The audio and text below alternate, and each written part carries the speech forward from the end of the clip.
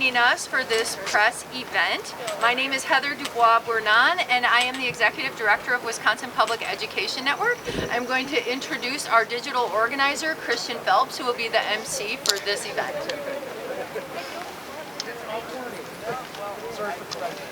I will. I'll better worry about it. All right.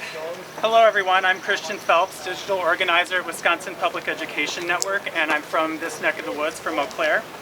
We're here at UW Stout in Menomonie today for the third public hearing on the 2021 to 23 biennial state budget. This is the single most important piece of legislation in our state every 2 years, and it shapes the fate of Wisconsin's children, public schools, communities, and future. We have a collective responsibility to participate in our democratic process by publicly sharing our budget priorities with the Joint Finance Committee, which is inside today, which reviews the budget proposed by the governor, hears our public comments, and then puts forward recommendations to the rest of the legislature. And people have been showing up. We have seen hundreds of people testify at the first two hearings in Whitewater and Rhinelander, and we will see many more today. Thus far, testimonies in favor of public schools and related issues have dominated the hearings. But that being said, just because there are a lot of people at these hearings testifying on the values we all share, does not mean that these budget priorities will necessarily become a reality. It's only if we all raise our collective voices that we can see a just state budget passed into law. The final public hearing, a live virtual event on April 28th, was open to only 200 slots, and registration for that hearing was full in less than an hour after it opened on April 19th. So if you are not able to testify in person here today and did not get one of those 200 slots for the virtual hearing, please remember to submit your testimony in writing by email or through the committee's online portal. You can find links and details on these hearings and learn more about our shared budget priorities at wisconsonnetwork.org or aclu-wi.org. While budget hearings are sometimes seen as an opportunity to pit groups against each other in competition for resources, we are proud to come together with many partners today across issues and call on our leaders to close the gaps that exist in our state and pass a just budget that's right for all of our issues. So these groups today include Wisconsin Public Education Network, ACLU of Wisconsin, Eau Claire Area School District, Superior School District, Stout United, American Federation of Teachers, Madtown Mamas and Disability Advocates, For Our Future Wisconsin, Wisconsin Farmers Union, Fair Maps Coalition, Wisconsin Education Association Council, and our partners fighting for environmental justice. Our speakers are here to briefly share their budget priorities, why they matter, and their thoughts on the budget process. So I'll introduce the speakers right now, and then they'll come up and introduce themselves as they speak briefly on these issues. So Sean Wilson, Smart Justice Campaign Manager for the ACLU of Wisconsin, Nick Lewandowski, Government Relations Director at the Wisconsin Farmers Union, Peggy Wirtz-Olson, Vice President of the Wisconsin Education Association Council, Abe Smith of Stout United, AFT Local, Martha Sarabo, Miss Wheelchair Wisconsin, along with Anna Hauser of Madtown Mamas and Disability Advocates in Madison, Leanne O'Brien, Child Care Director at Rachel's Place Early Learning Center in Eau Claire, Jean Bagleen, owner of Beautiful Minds Child Care in Eau Claire and Regional Representative for Wisconsin Child Care Administrators Association, Christina Kintop, Vice President of the Superior Wisconsin School Board, Sue Carey, a retired art teacher and parent of a daughter with disabilities, and Abigail Johnson, Executive Director of Business at the Eau Claire Area School District. So with that, I'll pass it over to those speakers who will share their priorities with you. Hello everyone, good morning. My name is Sean Wilson. I'm the Smart Justice Campaign Manager at the ACLU of Wisconsin. Thank you all for joining us this morning. Here we are at the third in-person Joint Finance Committee hearings. These hearings begin at UW Whitewater and are concluding here. The ACLU of Wisconsin's campaign for smart justice is here to ensure that our supporters, members, and volunteer voices are heard and that the issue of mass incarceration are put in front of our elected officials. Wisconsin is an outlier in this region, and we are spending an exorbitant amount of money on prisons in this state. We are here to ask our legislators to close Lincoln Hills and Copper Lakes, We are here to ask our legislators to close Green Bay Correctional Institution. We are asking for an expansion of TAD funding to raise the age from 17 to 18. We are here asking for there to be an expansion of the Earned Release Program, which is a treatment program in our state prisons. We're asking for an end to technical revocations that are sending over 3,000 people to prison each year in this state at a cost to us, the taxpayers, of $200 million. We are asking that there be an investment in people and not prisons. For so long, the state of Wisconsin and our legislators have invested in a prison system, and we are asking for those funds to be redirected into communities, into restorative programs, and not to continue to invest in the prison system that is not treating the individuals that are coming into its doors. Thank you. My name is Peggy Walsh, and I'm a high school art and English teacher who's serving as the Vice President of the Wisconsin Education Association Council, or WEAC, where our members advocate for great public education for the common good. I'm here today to share stories I've heard from our educators who are busy in their classrooms working with students today, like they do every day, about why this governor's budget is important for me and my colleagues. First, in reestablishing collective bargaining rights for state and local government frontline workers, this budget gives us our voice and our seat at the table back. Danielle, a teacher, told me, "So many of my colleagues are working second and third jobs. We have less time to spend in the community, to connect with our students, our parents, and build that continuity that we need in our schools." Passing this budget would give us the power back to build those important relationships. We can all agree that Wisconsinites want what's best for our students. That starts with passing the governor's budget. Thank you.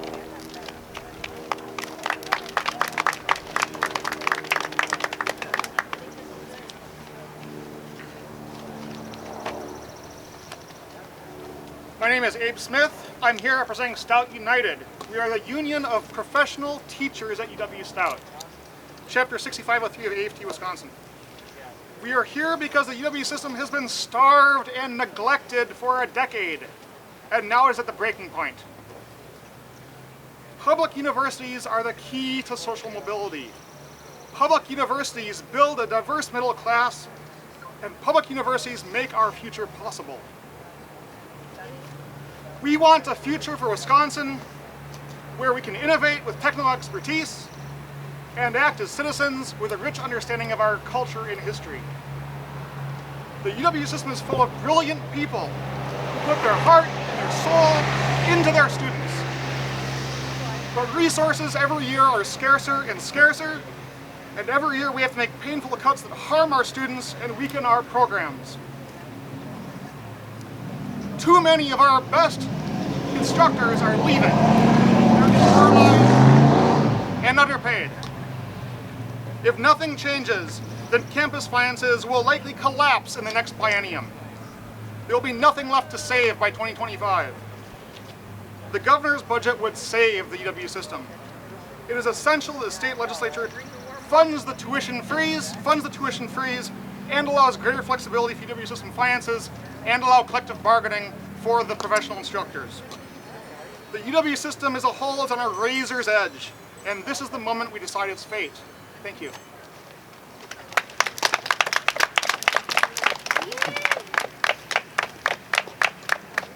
To support Governor Evers' budget regarding public schools and especially our special education programs. As a parent, I experience what special ed means in the classroom on a day-to-day basis, not only by all the work that our teachers put into their days, but also how the students learn and are able to appreciate it all through life. We have been hurting in special ed to get proper support and proper funding to make sure that we can have more success stories for a long time. I'm here today also with Anna Hauser, who I'm part of Menomonie Mamas and Disability Advocates out of Madison. I'd like her to say a few words about what we do as a grassroots organization to help out the families we know that need all the help they can get.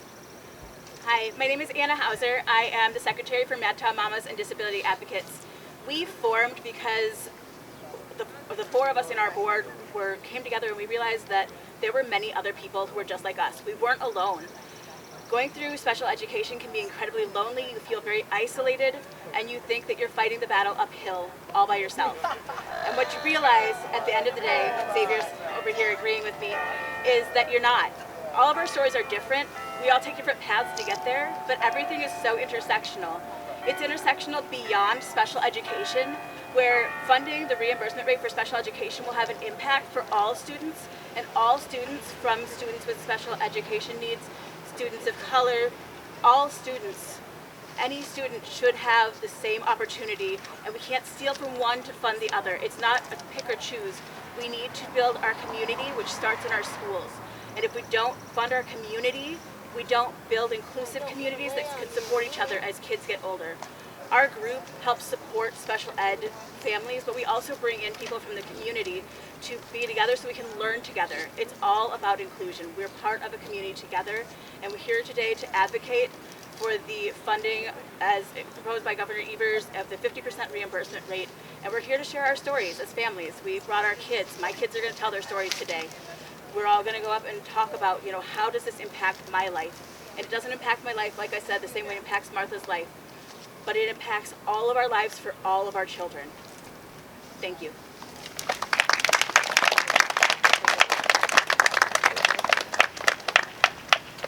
Will require programs to allocate more than half of their monthly payments to staff wages. With this kind of consistent funding, I as a business manager will be able to pay my staff, give them raises, and increase the starting wage for any new hires that I can possibly find. This will greatly stabilize the child care industry and allow programs to attain and hire qualified teachers to offer qualified care or quality care to child care children and families. Child Care Strong will make it possible to improve the quality of care that we provide. Quality care needs to involve expanding evidence-based programs and social and emotional curriculum. Children are presenting with more challenging behaviors, and this pandemic is making it even worse. Many families are under stress, and mental health is becoming a big issue for many, many people. Rachel's Place is working on implementing pyramid model practices throughout our center so that the children are ready to meet the challenges as they head into school. Children's brains are built in the early years, so it is critical that children have the opportunity to build trusting relationships with stable teachers and teaching teams to build resiliency and set them on the path to success. Thank you.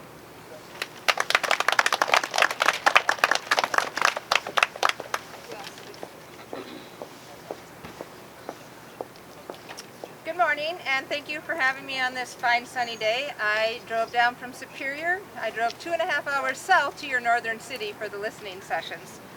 We're kind of used to that in Superior. My name is Dr. Christina Kintop, and I am the Vice President of the Superior School Board, and I am a mother of 4 daughters. I stand here today testifying in front of the Joint Finance Committee for the 7th time. My mother is calling in the middle of this.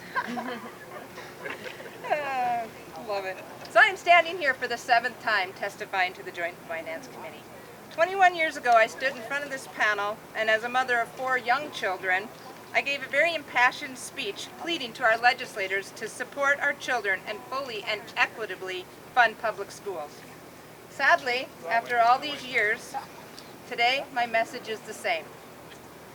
Now, in those years, I have raised 4 daughters through the public education system who have all gone on to university. One is actually a lawyer, so they've done very well. I have served on the Superior School Board for 18 years, and I have actively and fiercely fought for equitable funding. Now, as a grandma, I would like to see my advocacy work come to fruition, so I can enjoy sitting in a rocker and reading to my grandson Jack, knowing that we have fought hard to ensure that his education matters. Funding must be equitable, adequate, transparent, and fair. Now more than ever, we need a bold and aggressive budget. A budget that supports the infrastructure of our children's education and their future. It's time to hold our legislators accountable and invest in closing Wisconsin educational gaps and fully fund public education. Thank you.